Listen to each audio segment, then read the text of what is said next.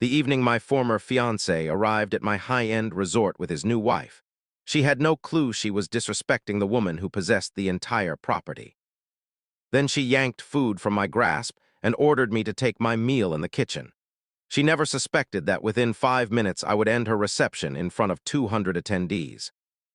My name is Valerie Sterling, and I am the proprietor of the Azure Coast, an exclusive hotel along the Florida shoreline. I created it after my fiancé, Jordan Fields, deserted me, ruined our catering company, stole our clientele, and left me drowning in financial obligations. 5 years afterward, I had transformed that catastrophe into a thriving hotel. Jordan remained completely unaware.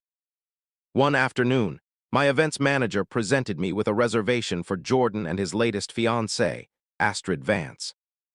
They had reserved my grand ballroom through a business entity, so their private ceremony would appear to be a corporate function. I could have declined the request, yet I authorized the booking. Their agreement explicitly declared that mistreating employees or falsifying the nature of an event could lead to instant termination. During the preview tour, I wore the uniform of ordinary event personnel. Jordan strolled right past me without a flicker of recognition. Astrid criticized every detail, from the ballroom itself to the floral arrangements and the cutlery. When I described the table arrangement, she snapped that my role was simply to shift furniture, not instruct her. Jordan scarcely glanced up before muttering that we should just follow her preferences. They were covering the expense of the venue. I stored every syllable in my memory. On the night of the ceremony, the ballroom appeared magnificent. Then Astrid almost crashed into Maria, one of my housekeeping staff. Maria offered an apology, but Astrid labeled her useless and declared that the employees were swarming everywhere like a plague. Jordan overheard her remarks and remained silent. A short while later, I seated myself at a vacant table and selected a single small beef Wellington from a circulating tray. Astrid spotted me, strode across the floor, seized the plate from my hands, and announced in a carrying voice that employees belonged in the kitchen for their meals. The people nearby fell completely quiet. I regarded her, then Jordan, who still failed to identify me. I merely rose and departed. I located Sarah and issued a single directive.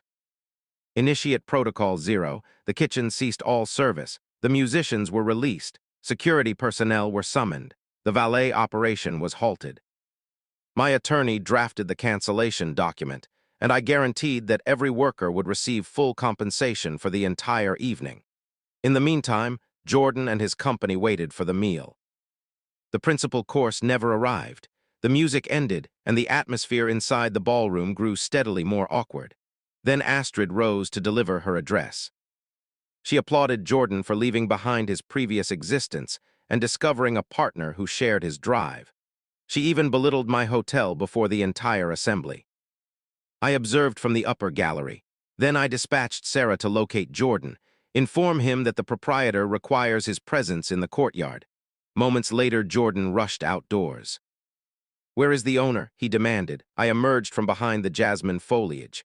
"Hello, Jordan," he stood motionless. "Valerie?" I smiled. "I do not merely work at this establishment, I own it." The color drained from his face. He began apologizing at once and proposed to settle any amount I named. I declined. "Your reception is finished," I stated. "You falsified the reservation, breached the contract, and your bride mistreated my staff." Astrid appeared outside. "You, the woman from the kitchen?" Jordan looked panic-stricken. "Astrid," he murmured. "She is the owner of the hotel." Astrid gazed at me in complete astonishment. "You brought me to the hotel belonging to your former fiancé?" I presented Jordan with the termination papers. Security staff started guiding their guests toward the exits, and officers arrived when the party refused to depart.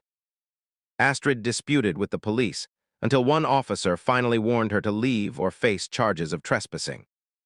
One attendee recorded the whole fiasco on video, and Astrid's attempt to halt the filming only intensified the chaos. Jordan met my eyes one final time. "You have won." I shook my head. I achieved victory years earlier. This evening, I simply claimed what was rightfully mine. He trailed after Astrid down the drive, carrying their bags while their guests observed in absolute silence. The following morning, the footage spread rapidly across the internet. Millions viewed the bride being removed from the hotel, and bookings at the Azure Coast soared. Yet the genuine triumph occurred that same night. I joined Maria and the rest of my team in the kitchen. We consumed the costly dishes prepared for the reception, shared laughter, and toasted another turbulent evening we had endured. Astrid had ordered us to dine in the kitchen. She failed to remember that the kitchen formed the core of my hotel, and the individuals working there were the foundation of everything I had constructed. Jordan once abandoned me convinced I possessed nothing.